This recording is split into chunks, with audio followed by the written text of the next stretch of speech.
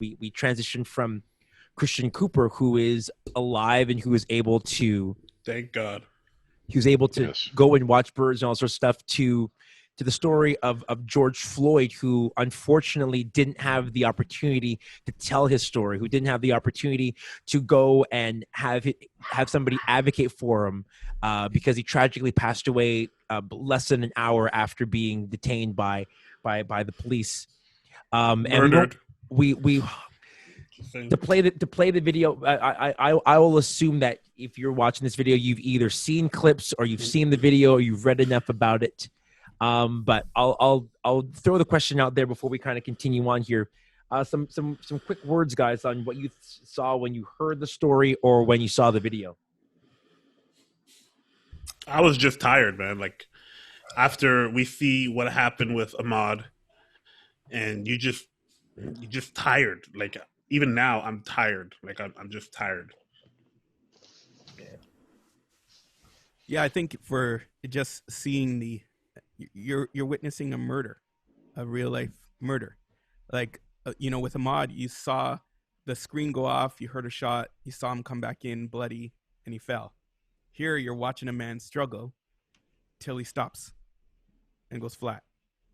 And you see a man on his neck with his hands on his legs, just being chalant and waiting until the ambulance. And you're like, wow, this is how we treat people, and so, certain people, and you think, wow, like, how hateful are we as a human race? It made me wonder, we talk about the systems and the abuses in higher ups and that are historical. It made me wonder, though, like, how depraved are we that even knowing that you're being filmed, even knowing the track record and the reputation of the badge that you wear, that you would still do something so nonsensical. And that's really what it is. It's just nonsensical. It's wrong. We all know that. I think everyone agrees with us. That they still happen to put themselves in that kind of position. But then also, we actually had to have all the right angles. And I know you guys have posted about this, and a lot of people have said this. This isn't my thought. But it took a number of angles and a number of bystanders to get it right for them to actually be punished. Maybe not to the degree that everybody likes, but we have to be perfect. We have to be right on the dime with this kind of thing. And it makes me think, it's 2020. The years go on, the phones are out, and I just don't understand how the systems in place are allowing these kind of people to be hired you're supposed to protect and you weren't protecting. So it's made me sick again. Like, I think the scary thing is, and I'll say this and then I'm going to shoot a question to Adam, is the cell phone is now the closest thing you can have to a defense. And for everything that's captured on cell phone, what breaks my heart even more so, not discounting what happened to Mr. Floyd, is that there are so many stories that weren't captured on cell phone that nobody saw. So many men and women, in particular minorities, who were unfairly arrested and treated like garbage, and there was nobody with a cell phone ready to record it or to capture it. And we're fortunate that justice can hopefully be served because somebody caught this story. And the fact that that's a statement that has to be made it breaks my heart. Hosky, why do you think, in your mind, why does something like this happen to minorities more than other people? Like, why like, where does your mind go when you see this happen? And in particular, it's often happening to Black and brown people. History, man. My mind goes to history. If you read back into, obviously there's a root cause to this that is deep rooted in, I believe, supernatural things. That is just straight up evil agenda that is happening that has to deal with man's sinful nature and the powers of darkness that are at work among us. But on a surface level, I think, You know, if you look at everything from slavery going through the civil rights, and then there's a very notable event in 1971 that has dictated how American policing is going on right now. And in 1971, President Richard Nixon declared a very famous statement. He said, "America is going to war on drugs." What he didn't say in that statement was that we're going to associate drugs with hippies and with blacks and with minorities. And America got all fired up because they saw their streets being ravaged by drugs that were coming out of labs and coming out of different countries. And they saw their youth being absolutely deteriorated. And so America went to war on drugs. At least so they thought. And what really happened was there were a number of different legislatures that went in place. For instance, mandatory minimum penalties, stop and frisk, stop and search, and all these things were disproportionately attached to minority races. People of color would be the ones who would be suspected of having drugs on them and whatnot. And I think what we've seen on the surface right here is we see militarization of police. Policing has changed from actually protecting and serving the people to an us and them mentality. And so this is why you see, I mean, there was another video out where there was a black man who was kneeling at a street corner. It cuts in, he's kneeling at a street corner, and there's no less than 10 officers surrounding him, all with their guns drawn, talking, and he was unarmed at the time. So you see these military tactics hitting the streets. And so when these officers hit the scene, I don't want to paint every police officer as a racist. I think it's important that we make sure that we're not painting every cop that's out there as a racist. And we also have to acknowledge that there's a lot of cops even now that are angered about this situation. But yeah, that's good. But the strategies in place, the strategies in which they are trained, and the tactics in which they're taught, it disposes them to a mentality that when I roll up on a scene, I am intrinsically not safe, and so therefore I must approach this with force. If I don't approach this with enough force, I will get overpowered. And so this is why we see cops roll up on the scene with guns, cops slamming people to the ground, slamming kids to the ground. It doesn't matter. It's because they may not be necessarily racist, but the strategies that are in play. I think we need a reform in policing for a start. I think we need a reform in how these officers are trained. Why is it that lawyers have to take 4 to 7 years to the bar to learn the law, and yet a cop can be trained in 18 months? And that's including weapons training. That's including how to escalation. The escalation. There's a whole range of things. That's including mental health and all of these things. And then there's a on the job training and whatnot. Like there's just a whole bunch of things it doesn't make sense of why these people should be policing and the strategies that are in play for these people. Why do cops have armored, full-on armored battle vehicles when they roll up? That's a good question. What is this? Where are we at? And so I think that when we see these things happen to minorities and whatnot, it's like, yeah, you're seeing the tactics that they're being trained with and whatnot. And it's a shame because most of them have been trained to identify and to label minorities as that person fits the profile. They fit the profile and the type. And so therefore, I must approach it with force. Yeah, you hit the nail right on the head, Adam.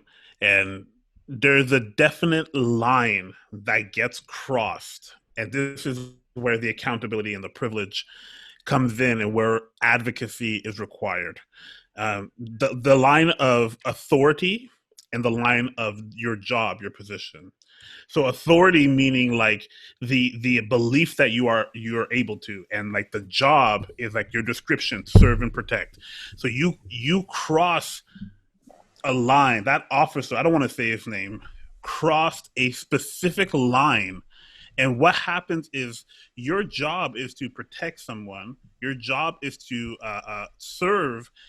Your job is not to be the judge and the executioner. Yeah. That's not your job. So number one, there needs to be a larger penalty for officers who go beyond the job description, because that is a break of the level of the institution I've allowed them to go. Number two, the authority.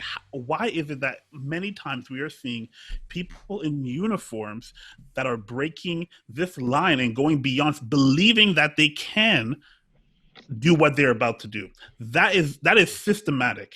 That cannot be done on a personal, person-by-person basis. And there's something called the blue line, where other officers don't want to speak against other officers, and it's supposed to breed brotherhood.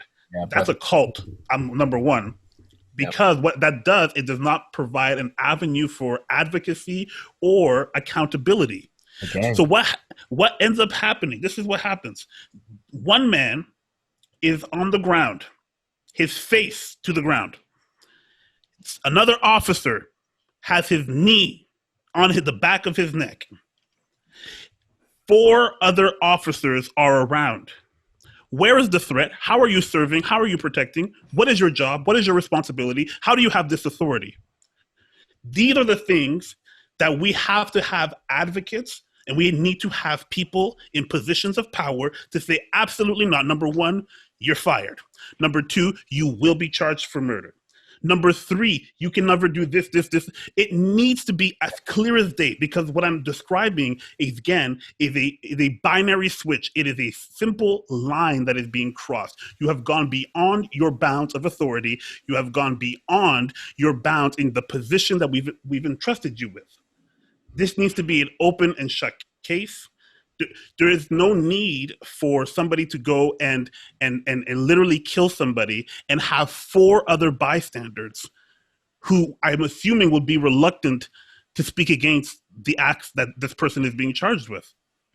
That's the problem right there. Yeah, I agree with all that, but I also think as well that there needs to be stronger psychological testing for these people before they get into the job. Yeah. Because if you notice, even in that shot, that he's sitting on someone's neck. Now, you've already heard the story in New York of another officer doing the exact same thing. Eric Gardner. You have a camera on you. His name. Are you not going to then think, this is probably not a good idea? Instead, the man is sitting on the man's neck, looking at the cameras, not giving a care. That's a psychological issue. Yeah, that this guy has not been tested properly, and a lot of police officers haven't been tested properly. I know, Andrew, guys. Not to cut you off, Andrew. He actually, there's an article that came out that he actually has had that officer has had multiple reports about him for mistreating other people. Exactly. And they just kind of just kept on shifting him. Sorry to cut you off, but like what he did has happened before, not to the same degree of death. But he has been known for doing that multiple times. Continue, my friend. And where are the partners and other police officers that have seen this that are reporting him? Yeah, they're not. They got his back.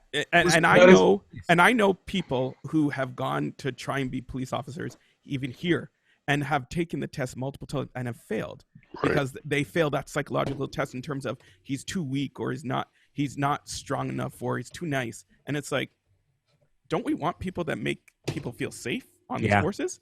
And talking about the blue line, it was funny because my son showed me today a video of a police officer and another black guy, and he's giving tips to why, saying that this is wrong and saying how, the officers, he's basically calling out the officers, and it's a black officer. But when you go back to the original video, they actually took it off of Instagram. So they took this video of an officer, but berating the rest of the officers, saying it's not good, off of Instagram. So they're not even allowing officers to rebut what anybody else is saying because they want to keep that blue line there. Yeah. Well, it's a part of it is because they're the biggest gang in the world. Largest police.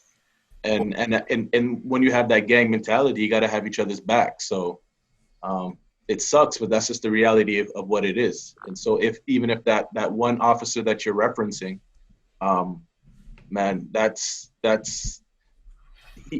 of course it got taken off because he went against the number one rule within the gang. You can't Yeah. snitch. You can't Facts. snitch. And he was a black guy too, so I don't know. So we have all the way taking a break from driving people around on the Toronto Transit Corporation or commission buses. Commission buses. We have our homie Steffan Watson. Hey, What's going on, homie? What's going on, everybody? What's good, homie? Hope the Man, house is good tonight.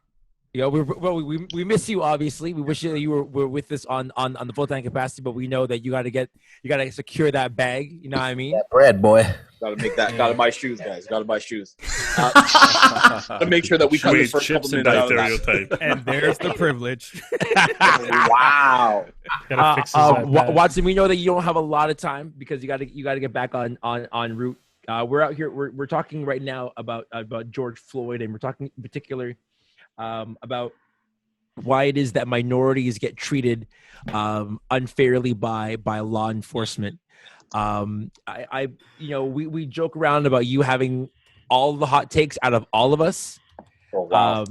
But in all seriousness, though, you bring a great perspective to our conversations every time.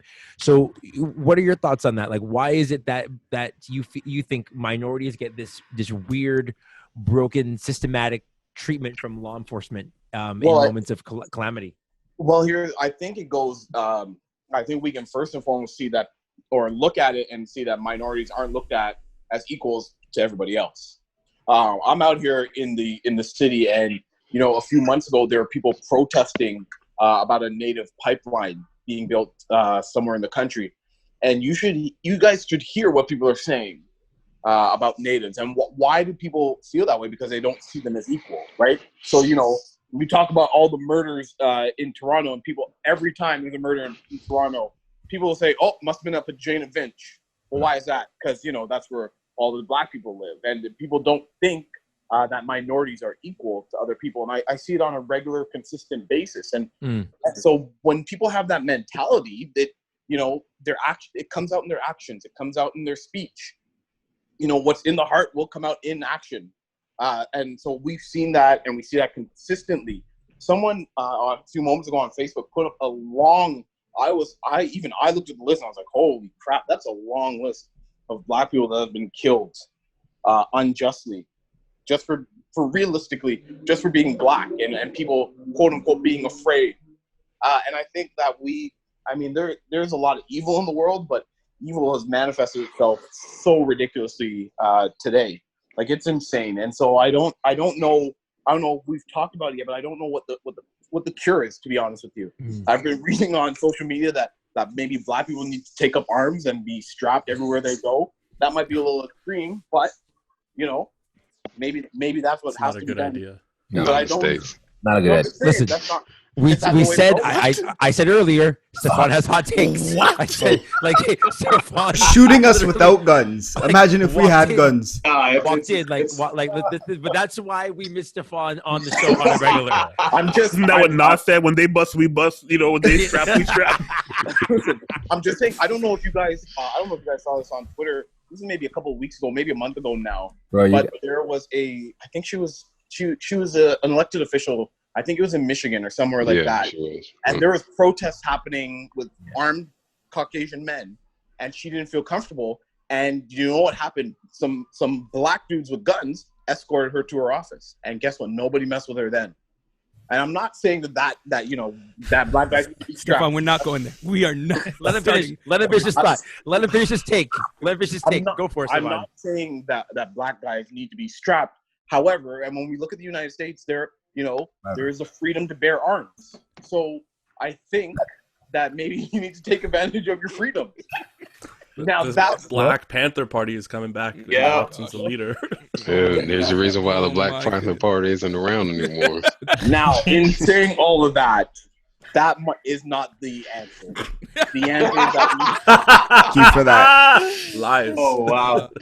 Someone's gonna cut this. Okay, you allowed us to laugh. That's good. No, that That's good. stays in. That stays in. That Steffan, definitely stays in. That for stays those in. of you who have watched our show, this is like legitimately what just happened is our text messages among each other all the time. This man's wilding, yo. All the Hot time. takes, Listen. aka hot takes. Hot take. That's what he is. Academic it's in the not building. answer. It's not the Also- answer. I think the answer is we need our those who are of the not minorities. The I'm gonna say it, the white people to stand up and partner with us and say, listen, we gotta start calling out these things. We gotta say no. A minority is not a minority. Let's get rid of that. You're no longer you're a person. You're a human. Like we use these terms that are really outdated.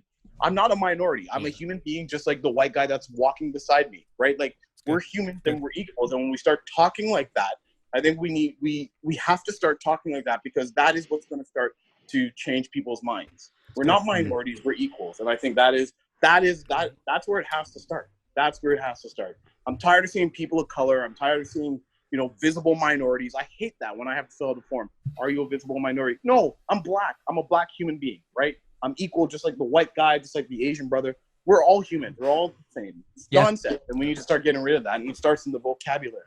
If I'm a bird-watching black guy, I'm a bird-watching human. I see pride. I see power. In science, right? And that's, I think, I think once we do that, we'll start to see changes. And also, the second thing, and this is my last point before I dip out and see if I can sneak a few more minutes in, is I think we need to begin to build a better relationship with the police. I know that sounds controversial. I know that sounds good. No, It's good. That's wise. There's an episode of Brooklyn Nine-Nine where Captain Raymond Holt, he no longer is the captain. He's a beat cop. He's just walking the streets, and he wants to get away from that. And the captain at the time, Kerry Jeffords, says, no, you got to build a relationship with the people in the streets. And that takes time. And the only way we can do that is if we start building relationships with the cops, and the cops have to be willing to be building relationships with people in the streets. The same guys, the only way that things get better is through relationship, is through, building the relationships and building strong bonds so that we have cops who are on our side, right? And honestly, this is the only way I can see things getting better. Yeah. And it's just ridiculous that things aren't getting better. My cousin in the States today posted a picture of Sean Bell's daughter who graduated. Now, for those of you who don't know, Sean Bell was shot, I think it was 25 or 26 times in New York in 2006. And I remember so vividly getting into New York. My mom and I went to the States, getting into New York the same night that happened. And that was like my first of being aware of the fact that, okay, this guy got killed for no reason. He had a hairbrush and the cop shot him 26 times, right? Like, I think these things can be avoided through one, like Adam said, just having people go through better training, having mental tests, or having their mental health tested, or just getting more testing done on cops and helping them to really disarm situations, and building relationships and getting rid of the stigma that surrounds quote unquote minorities. Yes, black people are kind of scary, right? No, that's not true. We just need to start breaking down these stupid walls that have been put up. Mm-hmm. That's good. Man. Hosky. Yeah, you know what,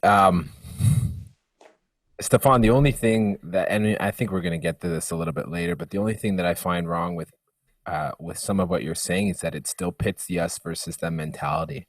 Right. As we get more of them on our side, then we'll be good. But the reality is, as you were saying before, was that it's not a sides thing, right? Like, police are public servants. They're already on our side. We're supposed to be on our side. Supposed to be. And so this whole us versus them mentality it's you can't have that. It's not a good one. I agree with you, but I don't think that I am a realist. I don't think we're ever going to get rid of racism, right? I just don't think that the way that certain parts of North America are situated, I don't think that's something that's going away. But I think if we can start to change mindsets about people and start to break down some of these barriers, I think if we can get people, to start looking at people and treating them as humans and looking at them we're both humans. I think that's the way we overcome. That's the way we win. Yeah. Thanks, Steffan.